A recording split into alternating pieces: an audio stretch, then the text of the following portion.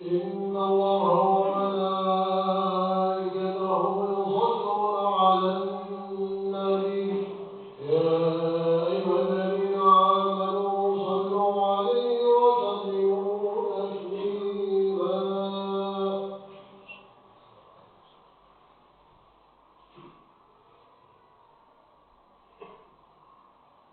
السلام عليكم ورحمة الله وبركاته.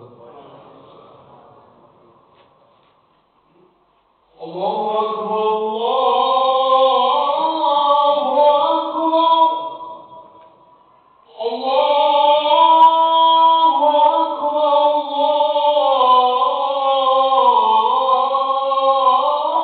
الله أكبر. أشهد أن لا إله إلا الله.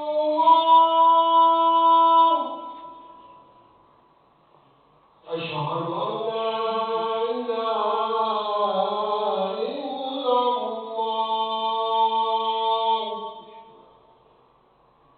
أشهد أن محمدا رسول الله. أشهد أن محمدا رسول الله.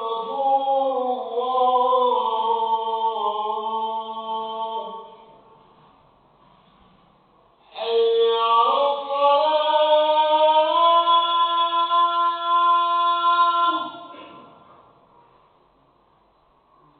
حي على الصلاة.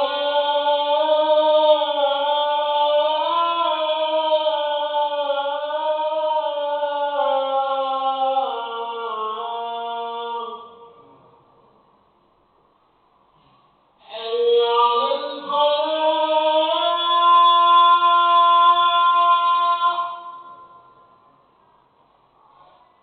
حي على الفلاح.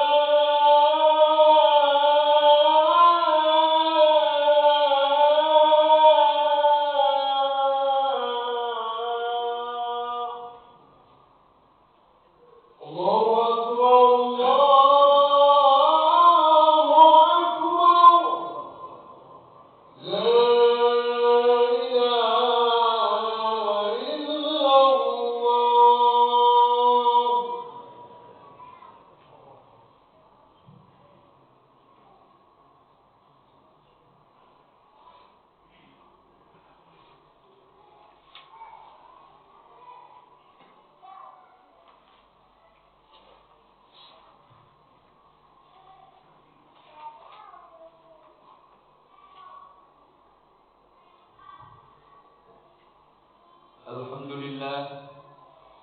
الحمد لله الذي خلق السماوات والأرض واختلاف الليل والنهار لآيات لأولي الألباب. أشهد أن لا إله إلا الله وحده لا شريك له وأشهد أن محمدا عبده ورسوله. اللهم صل وسلم وبارك على نبينا محمد وعلى آله وأصحابه ومن تبعهم بإحسان إلى يوم الدين. أما بعد فيا عباد الله أوصيكم وإياي بتقوى الله وطاعته لعلكم تفلحون. قال الله تعالى في القرآن العظيم: يا أيها الذين آمنوا اتقوا الله حق تقاته ولا تموتن إلا وأنتم مسلمون. Sidang Jumat rahimakumullah, puji dan syukur kita panjatkan kehadirat Allah Subhanahu wa taala atas segala nikmat yang Allah berikan kepada kita, terutama nikmat iman, nikmat Islam, taufik dan hidayahnya, nikmat sehat walafiat, nikmat panjang umur, nikmat waktu dan kesempatan yang Allah berikan kepada kita, sehingga dengan nikmat-nikmat tersebut kita dapat melaksanakan ibadah, kita dapat melaksanakan perintah-perintah dari Allah Subhanahu wa taala. Mudah-mudahan kita semuanya mensyukuri segala nikmat yang Allah berikan kepada kita, sehingga Allah Subhanahu wa taala menambahkan nikmat-nikmatnya kepada kita semua. Salawat dan salam kita aturkan pada junjungan kita Nabi besar Muhammad sallallahu alaihi wasallam, para keluarganya, sahabatnya dan pengikutnya hingga akhir zaman. Marilah kaum muslimin yang dirahmati Allah Subhanahu wa taala, dalam kesempatan yang baik ini kita niatkan di dalam hati kita untuk sama-sama meningkatkan rasa takwa kita kepada Allah Subhanahu wa taala. Karena kita menyadari bahwa keimanan kita, keadaan kondisi keyakinan kita kepada Allah Subhanahu wa taala senantiasa ada saatnya naik dan ada saatnya turun. Oleh karena itu, di tempat yang baik ini, di hari yang baik ini, mari sama-sama kita kuatkan tekad dan niat kita untuk senantiasa bertakwa kepada Allah Subhanahu wa taala. Karena dengan takwalah kita semuanya akan diberikan kebahagiaan hidup di dunia wal akhirah. Kaum muslimin sidang Jumat rahimakumullah, kita bersyukur kepada Allah Subhanahu wa taala dijadikan seorang muslim, dijadikan seorang mukmin yang beriman bertakwa kepada Allah Subhanahu wa taala, menyerahkan diri kita lahir maupun batin seluruhnya kita serahkan kepada Allah Subhanahu wa taala, karena kita menyadari bahwa kita semuanya dari Allah Subhanahu wa taala, kita diciptakan oleh Allah Subhanahu wa taala, dan suatu saat kita akan kembali kepada Allah Subhanahu wa taala. Kita diciptakan oleh Allah Subhanahu wa taala dari tanah. Suatu saat kita akan kembali kepada tanah lagi. Oleh karena itu, marilah kita sadari bahwa kita semuanya di bawah pimpinan, bahwa kita semuanya di bawah kendali Allah Subhanahu wa taala. Kaum muslimin yang dirahmati Allah Subhanahu wa taala, setelah kita bersyukur kepada Allah atas nikmat iman yang Allah berikan kepada kita, tentunya Allah Subhanahu wa taala tidak begitu saja menerima pernyataan kita, tidak menerima keyakinan kita, tidak menerima begitu saja ucapan kita bahwa kita beriman kepada Allah Subhanahu wa taala sebelum Allah Subhanahu wa taala melihat daripada kekuatan tekad dari diri kita semuanya untuk dapat melaksanakan ibadah, untuk melaksanakan segala perintah dari Allah Subhanahu wa taala. Oleh karena itu, perlulah dalam hal ini Allah Subhanahu wa taala menguji daripada keyakinan dan keimanan yang telah kita ikrarkan. Allah Subhanahu wa taala telah berfirman di dalam surah Al-Ankabut, yang mana Allah menyatakan, ahasiban nas ayyaqulu amanna wa hum la yuftanun, wa laqad fatanna alladziina min qablihim wa la ya'lamanna Allahu alladziina shadaqu wa la ya'lamanna al-kadzibin. Allah berfirman di dalam surah Al-Ankabut, Allah mempertanyakan kepada kita semuanya, cukupkah kita merasa beriman kepada Allah Subhanahu wa taala sedangkan kalian semuanya belum aku uji? Oleh karena itu, dengan ayat ini Allah mempertanyakan kepada kita, betulkah keyakinan yang kita ucapkan selama ini? Betulkah ikrar yang telah kita sampaikan, yang telah kita sama-sama ucapkan, betul-betul sudah menghujam ke dalam hati kita? Oleh karena itu, untuk memperkuat keyakinan kita, untuk melihat kesungguhan daripada hambanya yang telah berikrar, beriman kepada Allah Subhanahu wa taala, Allah akan menguji kita semuanya. Sehingga Allah mengetahui siapakah di antara kita yang iman dengan sebenar-benarnya, yang iman hanya dengan main-main saja, yang beriman hanya untuk melindungi diri dan kepentingan pribadinya. Sidang Jumat rahimakumullah sallallahu alaihi wasallam, sering kita mendengar di dalam khutbah-khutbah, kita sering mendengar dalam taklim-taklim, dan juga kita membaca di dalam Al-Quranul Karim, membaca dalam Al-Hadis Rasulullah sallallahu alaihi wasallam. Kita membaca dalam sejarah-sejarah sirah para nabi, sirah para sahabat-sahabat Nabi dan perjuangan Nabi kita Nabi besar Muhammad sallallahu alaihi wasallam begitu banyak dan begitu besar tantangan yang beliau hadapi bersama sahabat-sahabatnya dan mungkin juga terhadap kita saat ini dan hingga yaumil qiyamah nanti. Begitu besar perjuangan pengorbanan para nabi, begitu besar perjuangan para sahabat-sahabat, dan begitu besar juga tantangan-tantangan yang mereka hadapi, yang mereka korbankan jiwa mereka, harta mereka, diri mereka, keluarga mereka, usaha mereka, dan semua yang mereka miliki dikorbankan untuk berjuang di jalan Allah Subhanahu wa ta'ala. Disitulah kalau kita sudah berjuang di jalan Allah Subhanahu wa ta'ala, bahwa kita sudah menunjukkan keimanan kita yang sebenar-benarnya di sisi Allah Subhanahu wa ta'ala. Oleh karena itu, dalam hal ini ada beberapa hal yang sangat penting yang harus kita tegakkan, yang harus kita jalani, yang harus kita ikrarkan, yang harus kita tetapkan di dalam hati kita, bahwa kita semua diciptakan oleh Allah Subhanahu wa ta'ala, bahwa kita beriman dengan Allah Subhanahu wa ta'ala, bahwa hidup kita untuk beribadah, mengabdi kepada Allah Subhanahu wa ta'ala. Tentunya di sini perlu sikap daripada loyalitas kita kepada Allah Subhanahu wa ta'ala, bahwa setelah kita menyatakan beriman kepada Allah Subhanahu wa ta'ala, sikap kita adalah sami'na wa ata'na.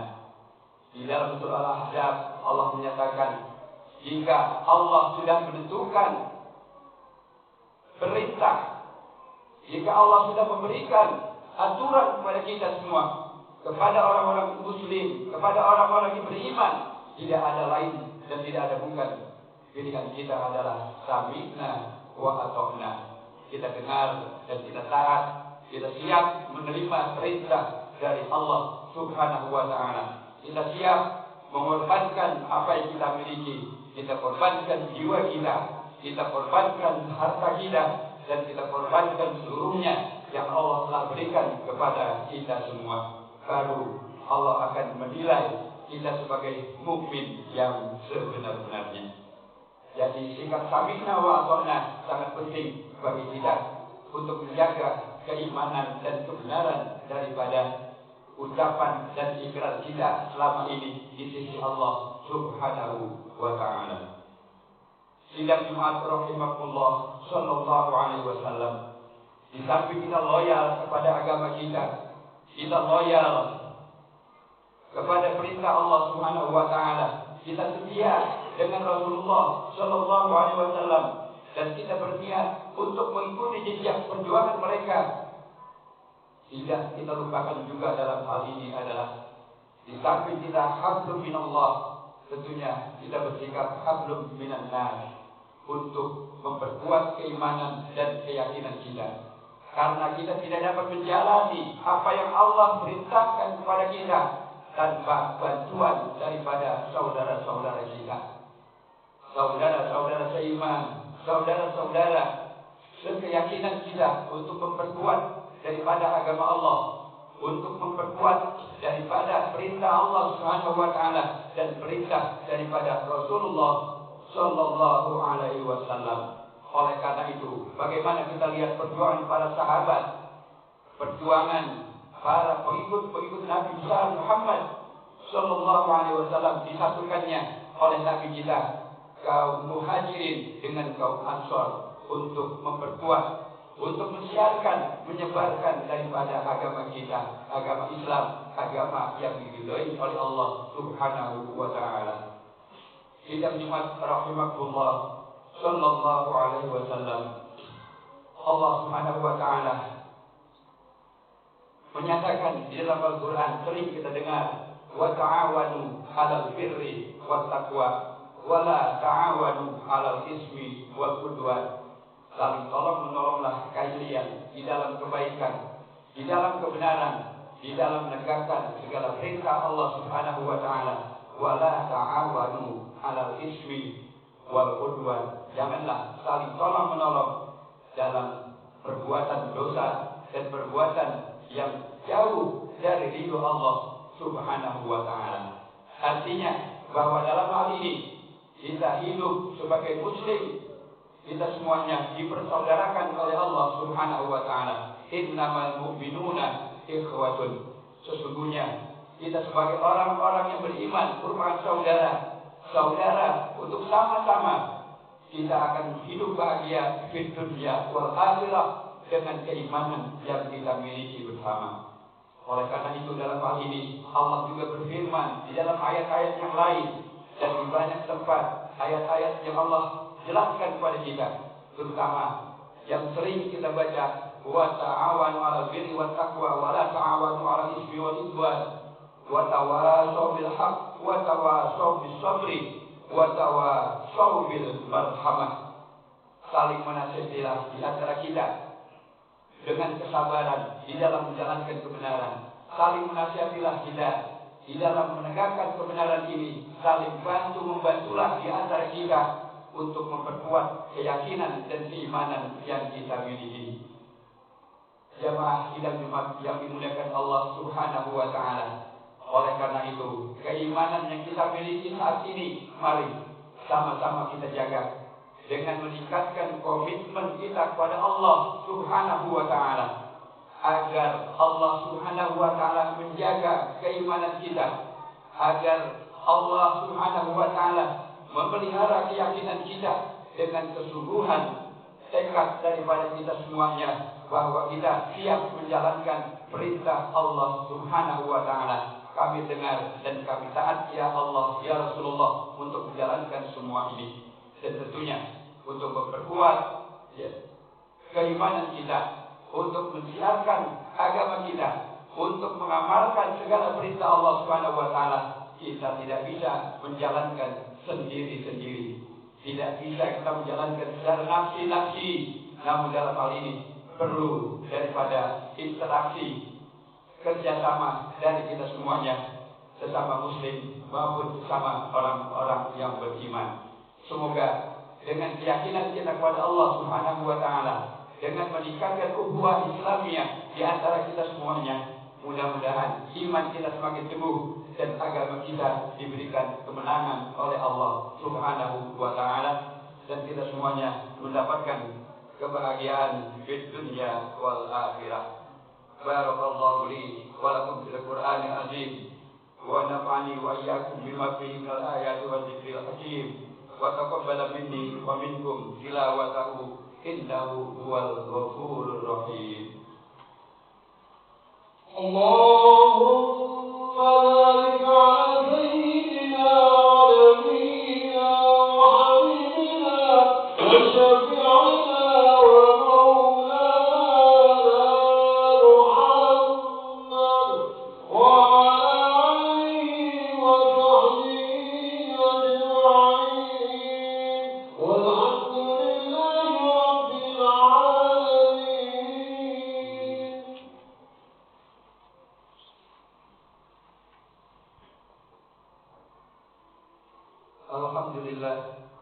Alhamdulillah hamdan katsiran kama amar wa asyhadu an la ilaha illallah wahdahu la syarika lah iqraran bi rububiyyatihi wa ilghaman liman jahada bihi wa kafar wa asyhadu anna sayyidana Muhammadan abduhu wa rasuluhu sayyidul bashar. Allahumma shalli wa sallim ala sayyidina Muhammadin wa ala alihi wa sahbihi al-masabihil ghurar mattasalat aynun binadar wa udhunun bi khabar min yaumina hadza ila yaumil mahsyar. Amma ba'd, fa ya ayyuhan nas ittaqullaha fima amar wantahu amma naha ankum wa hajar wa'lamu anna Allah tabaraka wa ta'ala amarakum bi amrin bada fihi bi nafsihi wa sanna bi malaikatihi musabbihati bi qudsihi wa qala ta'ala wa lam yazal qailan alima inna Allaha wa malaikatahu yusalluna 'alan nabi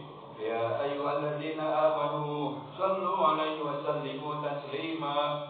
Allahumma shalli wa sallim 'ala sayyidina Muhammadin wa 'ala ali sayyidina Muhammadin jaddil hasan wal husain wa 'ala ali wa sahbihi khairi ahli darain, khususan 'ala awwalir rafiq sayyidina Abi Bakr as-Siddiq wa وعلى الصادق المصدوق سيد أبي حفص عمر الفاروق وعلى زوج بنتين سيدنا عثمان ذي النورين وعلى ابن أبي الغالب سيدنا علي بن أبي طالب وعلى الستة الباقين رضي الله عنهم أجمعين وعلى سبطيه الشريفين سيدي شباب أهل الدارين أبي محمد الحسن وأبي عبد الله الحسين وعلى أميه الفاضلين على الناس سيدنا حمزة وسيدنا العباس وعلى بقية الصحابة أجمعين وعلى التابعين وتابعي التابعين لهم بإحسان إلى يوم الدين وعلينا معهم برحمتك يا أرحم الراحمين. اللهم اغفر للمؤمنين والمؤمنات والمسلمين والمسلمات الأحياء منهم والأموات واكتب اللهم السلامة والعافية علينا وعلى عبيدك الحجاج والغزاة والمسافرين في برك وبحرك من المسلمين من أمة محمد أجمعين. ربنا اغفر لنا ولإخواننا الذين سبقونا بالإيمان ولا تجعل في قلوبنا غلا للذين آمنوا ربنا إنك رؤوف رحيم. عباد الله إن الله يأمر بالعدل والإحسان وإيتاء ذي القربى وينهى عن الفحشاء والمنكر والبغي يعظكم لعلكم تذكرون واذكروا الله العظيم يذكركم واشكروه على نعمه يزدكم ويهديكم ولذكر الله أكبر. أقم الصلاة. الله أكبر الله أكبر أشهد أن لا إله إلا الله أشهد أن محمدا رسول الله حي على الصلاة حي على الفلاح قد قامت الصلاة قد قامت الصلاة. الله أكبر الله أكبر لا إله إلا الله.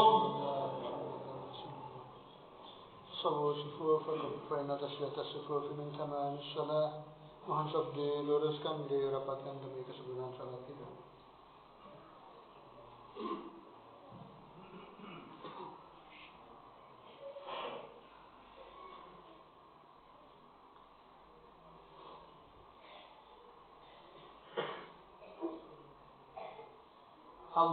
Allahu Akbar.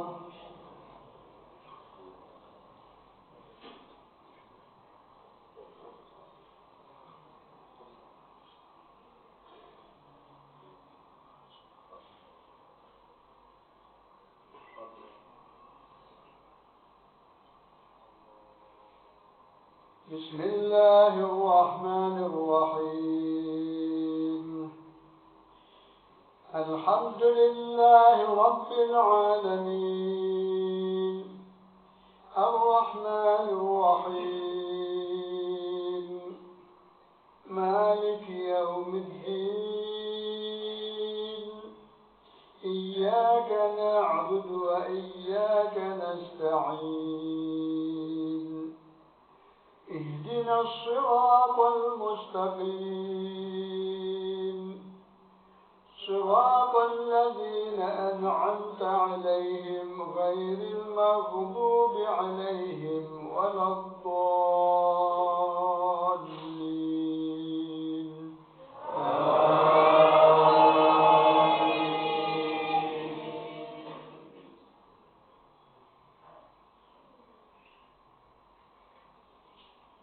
بسم الله الرحمن الرحيم. سبح اسم ربك الأعلى الذي خلق فسوى والذي قدر فهدى والذي أخرج المرعى فجعله غثاء أحوى سنقرئك فلا تنسى إلا ما شاء الله إنه يعلم الجهر وما يخفى ونيسرك لليسرى فذكر إن نفعت الذكرى سيذكر من يخشى ويتجنبها الأشقى الذي يصلى النار الكبرى ثم لا يموت فيها ولا يحيا قد أفلح من تزكى وذكر اسم ربه فصلى بل تؤثرون الحياة الدنيا والآخرة خير وأبقى إن هذا لفي الصحف الأولى صحف إبراهيم وموسى. الله أكبر.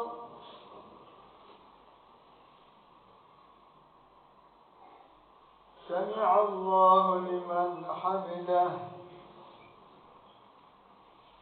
الله أكبر.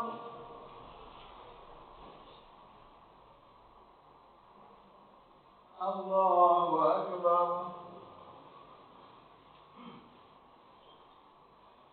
الله أكبر.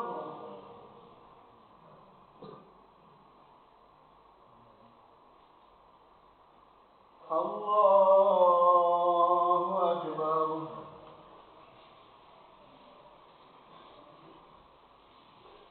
بسم الله الرحمن الرحيم. الحمد لله رب العالمين الرحمن الرحيم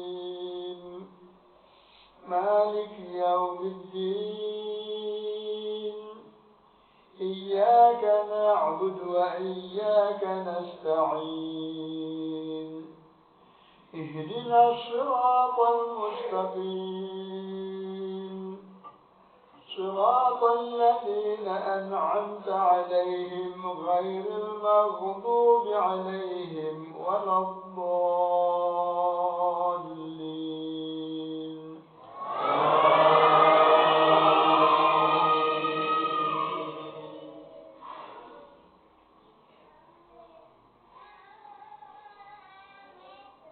بسم الله الرحمن الرحيم.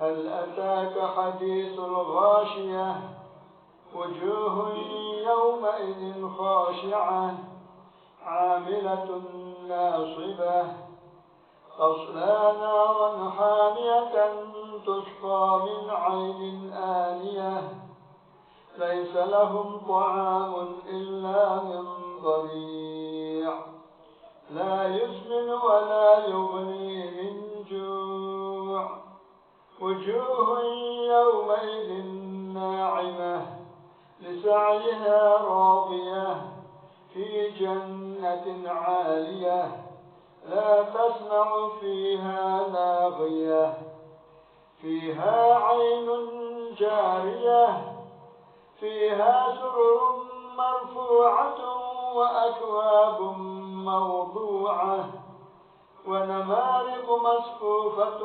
وزرابي مبثوثة أفلا ينظرون إلى الإبل كيف خلقت وإلى السماء كيف رفعت وإلى الجبال كيف نصبت وإلى الأرض كيف سطحت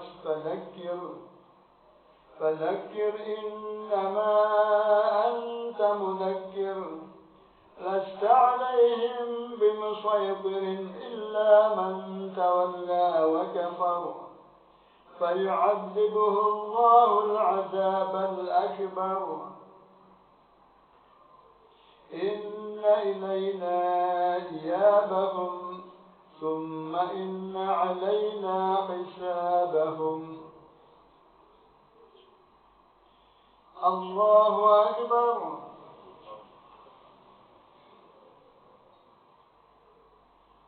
سمع الله لمن حمده.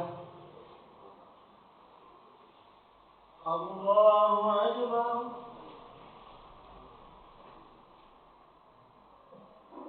الله أكبر.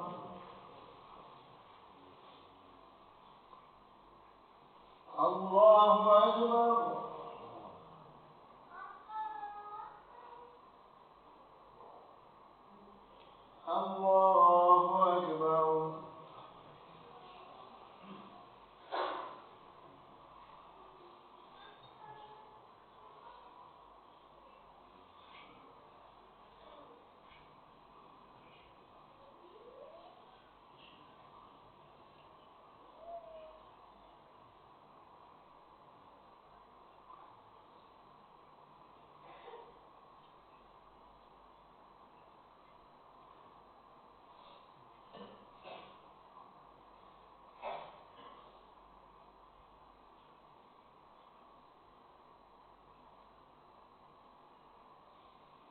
السلام عليكم ورحمة الله. السلام عليكم ورحمة الله. أستغفر الله العظيم الذي لا إله إلا هو الحي القيوم ونتوب إليه. أستغفر الله العظيم الذي لا إله